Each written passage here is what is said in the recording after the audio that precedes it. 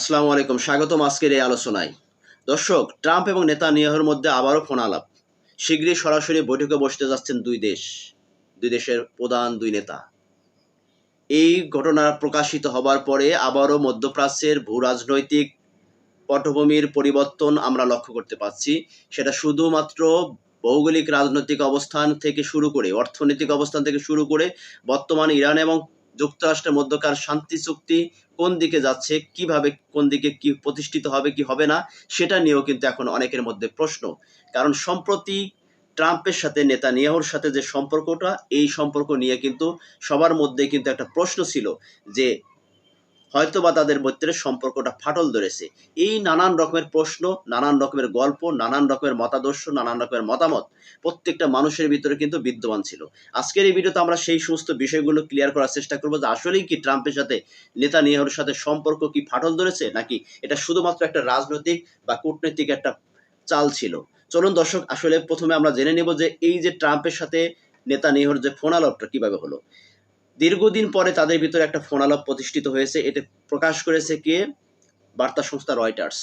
এবং এটা ইসরায়েলের যে নেতানিয়াহুর কার্যালয় আছে সেখান থেকে এই বিষয়টি নিশ্চিত করেছে যে দুই দেশের প্রধানমন্ত্রী, দুই দেশের রাষ্ট্রপ্রধান তারা কথা বলেছেন এবং দ্বিপাক্ষিক বিভিন্ন বিষয়গুলো নিয়ে কথা বলেছেন। তারা পারস্পরিক যে তাদের স্বার্থ সংশ্লিষ্ট যে বিভিন্ন বিষয়গুলো আছে, সেটা মধ্যপ্রাচ্য, ভূরাজনৈতিক, অর্থনৈতিক, সামরিক প্রত্যেকটা বিষয় নিয়ে তাদের মধ্যে কথোপকথন হয়েছে।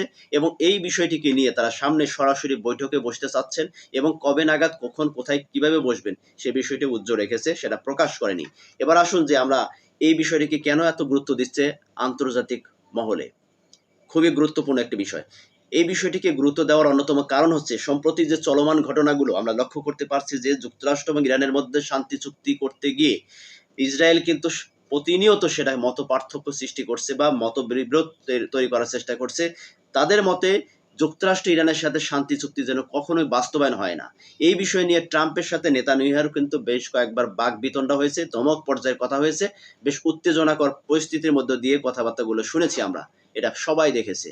তখন সবার মধ্যে একটা প্রশ্ন ছিল, তাহলে কি ইরান যুক্তরাষ্ট্রের শান্তি চুক্তি নিয়ে ট্রাম্প কি নেতানিয়াহুকে কিন্তু পাশ কাটিয়ে দিচ্ছে, নাকি তাদের সাথে আসলে কূটনৈতিক সম্পর্ক, সামরিক সম্পর্ক ধ্বংসের পথে? অনেকে বলার চেষ্টা করছে যে যদি ট্রাম্পের সাথে নেতানিয়াহুর সম্পর্ক যদি ছিন্ন হয়ে যায়, তাহলে ইসরায়েল ভৌগোলিকভাবে সারা বিশ্ব থেকে বিচ্ছিন্ন হয়ে যাবে। আমি তখন আপনাদেরকে একটা কথাই বলেছি বারবার, যে যতগুলো ব্রিফিং দেখছেন, কথা শুনছেন, যতগুলো ঘটনা দেখতেছেন, প্রত্যেকটা ঘটনায় মিথ্যা। কারণ আদৌ কোনোদিনও সম্ভব না ট্রাম্পের সাথে নেতানিয়াহুর সম্পর্ক বাজে যাবে, অথবা যুক্তরাষ্ট্রের সাথে ইসরায়েলের সাথে কূটনৈতিক সম্পর্ক ফাটল ধরেছে, এই কথাটা পুরাটাই ভোগাস। আমি এই কথাটা বারবার পূর্বের যতগুলো ভিডিওতে আমি বলেছি, বলার চেষ্টা করেছি। আমি কেন বলেছি? শুধুমাত্র এখানে একটা কথাই আমি বলেছি যে যুক্তরাষ্ট্র কখনোই ইসরায়েলকে পাশে নিয়ে বা ইসরায়েলকে সাথে নিয়ে ইরানের সাথে শান্তি চুক্তিতে যাবে না। কারণ যদি ইসরায়েলকে সাথে নিয়ে যুক্তরাষ্ট্র ইরানের সাথে শান্তি চুক্তি করে, তাহলে এখানে ইরানের পরিপূর্ণ বিজয় আসবে। যুক্তরাষ্ট্র মধ্যপ্রাচ্যে যে তার দাদাগিরি, সেটা থাকবে না, কখনই থাকবে না। তাই তিনি খুব কৌশলে কাজটি করেছে যে ইসরায়েলকে আলোচনার টেবিলের বাইরে রেখে যুক্তরাষ্ট্র ইরানের সাথে একটা নামসাম একটা শর্ত সাপেক্ষে একটা চুক্তি করবে এবং ইসরায়েলকে দিয়ে খেলবে। খেলার মাঠে খেলবে হচ্ছে ইসরায়েল, আর সেটা রেফারি থাকবে হচ্ছে কে? যুক্তরাষ্ট্র। মাঝে মাঝে সে লাল কার্ড দেখাবে, হলুদ কার্ড দেখাবে, সবকিছু দেখাবে। মনে হবে যে ইসরায়েল তার বন্ধুর বাইরে চলে গেছে, তাদের সাথে কূটনৈতিক সম্পর্ক ফাটল ধরেছে, কিন্তু আসলে পুরোটা ভোগাস। কারণ এটা হচ্ছে যুক্তরাষ্ট্রের নীতি। ওই যে বারবার আমি একটা কথা বলি যে চোরকে বলে চুরি করো, গৃহস্থকে বলে সজাগ থাকো। আমি প্রায় ভিডিওতে এই কথাটাই বলে থাকি। কেন বলে থাকি? যে এটা হচ্ছে যুক্তরাষ্ট্রের নীতি। যুক্তরাষ্ট্র প্রতিনিয়ত ইসরায়েলকে দিয়ে এই কাজটি করাবে যে তোমরা মধ্যপ্রাচ্যে অশান্তি ধরে রাখো, আর আমি তোমাদেরকে ধমক দেব, থামতে বলবো, কখনো থামবে, কখনো আবার আক্রমণ করবে। এই কাজটি তোমরা করে যাবে, কারণ তোমাদেরকে দ্বারাই মধ্যপ্রাচ্যের অশান্তি বাঁধিয়ে রাখাটাই হচ্ছে আমার মূল কারণ। এটা হচ্ছে ট্রাম্পের ধারণা, ট্রাম্পের নীতি। ট্রাম্প এই নীতি অনুসরণ করে মধ্যপ্রাচ্যের যুক্তরাষ্ট্র এবং ইরানের মধ্যে যে সমঝোতা, ইরানের সাথে যে শান্তি চুক্তি, এটা বাস্তবায়নের দিকে ট্রাম্প কিন্তু ধাপে ধাপে এগিয়ে যাচ্ছে। আর ওইদিকে যুক্তরাষ্ট্র প্রতিনিয়ত ইসরায়েলকে তারা কিন্তু ব্যাপকভাবে কিন্তু সহযোগিতা করছে, সেটা সামরিক, অর্থনীতির সকল দিক দিয়ে। দেখেন দর্শক, এই যে বিষয়টি নিয়ে সম্প্রতি যে এই যে ইরান এবং যুক্তরাষ্ট্রের মধ্যকার সম্পর্ক নিয়ে মধ্যপ্রাচ্যের রাষ্ট্রগুলোর সাথে কিন্তু যুক্তরাষ্ট্রের বেশ কিছু সম্পর্কের ফাটল ধরেছে। আমরা দেখতে পাচ্ছি যে সৌদি আরব, কাতার, কুয়েত, বাহরাইন এই সমস্ত রাষ্ট্রের সাথে যেভাবে বন্ধুত্ব সম্পর্ক ছিল সেটা কিন্তু অনেকটাই ভাটা পড়েছে। কিন্তু এখন পর্যন্ত এটা নিশ্চয়তা কিন্তু পাওয়া যাচ্ছে না যে আসলেই কি তারা প্রকৃতপক্ষে তারা ইরানের বন্ধু হতে যাচ্ছে নাকি যুক্তরাষ্ট্রের সাথে বন্ধুত্ব সম্পর্ক ছিন্ন করতে যাচ্ছে। কারণ কৌশল তো অনেক প্রকারই হয়ে থাকে।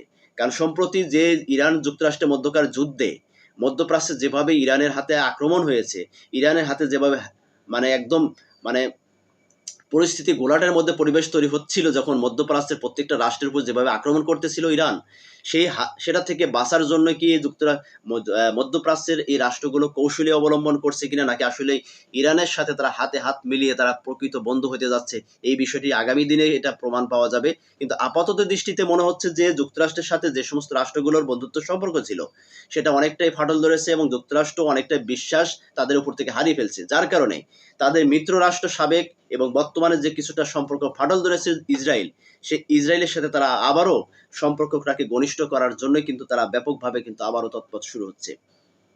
আমি আগেও বলেছি যে যুক্তরাষ্ট্রের সাথে ইসরায়েলের সাথে তাদের কূটনৈতিক সম্পর্ক ছিল, এখনো আছে, সামনেও থাকবে। কারণ দুটি রাষ্ট্র একই নীতি অনুসরণ করে যে কোনো দেশকে শান্তিতে থাকতে দেওয়া যাবে না, কোনো দেশের সাথে বন্ধুত্ব সম্পর্ক নয়, তাদেরকে দামানোর জন্য, তাদেরকে চাপিয়ে রাখার জন্য সামরিক শক্তি দিয়ে তাদেরকে ধমক দিয়ে রাখতে হবে। বন্ধুত্ব সম্পর্ক দিয়ে কাউকে রাখার নীতি যুক্তরাষ্ট্র বা ইসরায়েল তারা পালন করে না, তারা ধারণও করে না। যার কারণেই এই দুটি রাষ্ট্রের মধ্যে তারা কখনই তাদের কূটনৈতিক সম্পর্ক কখনই শেষ হবে না, নষ্ট হবে না, এটা নিশ্চিত জেনে রাখেন। মধ্যপ্রাচ্যে ইসরায়েল ব্যতীত আর কোনো রাষ্ট্র যুক্তরাষ্ট্রের কাছে বন্ধু রাষ্ট্র নয়। প্রত্যেকটা রাষ্ট্র হচ্ছে ভোগের রাষ্ট্র, বিলাসীর রাষ্ট্র। এরা করে কি প্রত্যেকটা রাষ্ট্রের সাথে সম্পর্ক তৈরি করে সেই দেশ থেকে লুটে পুটে খাওয়াটাই হচ্ছে যুক্তরাষ্ট্রের নীতি। এই নীতিটাকে বাস্তবায়নের লক্ষ্যে তারা কিন্তু যে কোনো পদক্ষেপ গ্রহণ করবে, সেটা যে কোনো সময় যে কোনো রাষ্ট্রকে বন্ধু বানাবে, আবার প্রয়োজন হলে সেটাকে আবার ছুঁড়ে ফেলবে। এটা হচ্ছে যুক্তরাষ্ট্রের নীতি। তবে এই নীতিতে যারা ফাঁদে যে পা দিবে সেই ধ্বংস হবে। যুক্তরাষ্ট্র আজ দেখেন বিশ্বের যে কোনো রাষ্ট্রের সাথে তারা বন্ধুত্ব সম্পর্ক করেছে, সেই রাষ্ট্রগুলোকে তারা ভোগ করেছে। সেই রাষ্ট্রগুলো থেকে যখন তাদের সম্পদ লুটে পুটে খেয়ে শেষ করে ফেলেছে, নিঃস্ব করে ফেলেছে, তখন সেই রাষ্ট্র ছেড়ে কিন্তু চলে গেছে। যুক্তরাষ্ট্র বিনা স্বার্থে কোনো রাষ্ট্রকে সহায়তা করেছে, সাহায্য সহযোগিতা করছে, এ ধরনের রেকর্ড কম। আগামী বিশ্বে যুক্তরাষ্ট্র এই নীতিটা অতি শীঘ্রই ধ্বংসের দিকে যাবে। সেটা যদি মধ্যপ্রাচ্যে যদি তাদের নীতিগুলো ধরে রাখতে পারে, তারা মুসলিম রাষ্ট্রগুলো যদি ঐক্যতা ধরে রাখতে পারে, মুসলিম রাষ্ট্রগুলো যদি তাদের যে ইরানের নেতৃত্বে তারা যে একটা সংগঠন করার কথা সেটাকে সত্যি সত্যি যদি তারা বাস্তবায়ন করতে পারে, তাহলে আগামী মধ্যপ্রাচ্য বিশ্ব শাসন করবে। এটাই বাস্তব, এটাই সত্য, এটাই চিরন্তন সত্য। দর্শক, আপনাদের মতামত কি যে এই যে যুক্তরাষ্ট্রের নীতি, কখনো দেখা যাচ্ছে যে ইসরায়েলের সাথে তাদের মিত্রতার সম্পর্ক ফাটল ধরেছে, আবার কখনো দেখা যাচ্ছে যে মধ্যপ্রাচ্যে তারা তাদের যে বন্ধু রাষ্ট্রগুলো তাদের সাথে সম্পর্ক ফাটল ধরেছে। আসলেই যুক্তরাষ্ট্রের প্রকৃত বন্ধুকে, এই জিনিসটা আপনারা ক্লিয়ার করবেন। এবং আগামী দিনে মধ্যপ্রাচ্য যদি ইরানের সাথে বন্ধুত্ব সম্পর্ক করে যদি মধ্যপ্রাচ্যের রাষ্ট্রগুলো যদি একত্রিত হয়ে থাকতে পারে, তাহলেই তারা অবশ্যই বিশ্ব শাসন করবে। এই বিষয়ে আপনাদের মতামত কি, কমেন্টসে জানিয়ে যাবেন। আলোচনা দেখে যদি আলোচনা শুনে আপনাদের কাছে ভালো লাগে থাকে, অবশ্যই ভিডিওতে একটা লাইক দিবেন, শেয়ার করবেন। আর যদি ভালো লাগে অবশ্যই চ্যানেলটাকে সাবস্ক্রাইব করে পাশে থাকা বেল আইকন চেপে রাখবেন। ধন্যবাদ সকলকে, ভালো থাকবেন, সুস্থ থাকবেন। আল্লাহ হাফেজ। আসসালামু আলাইকুম।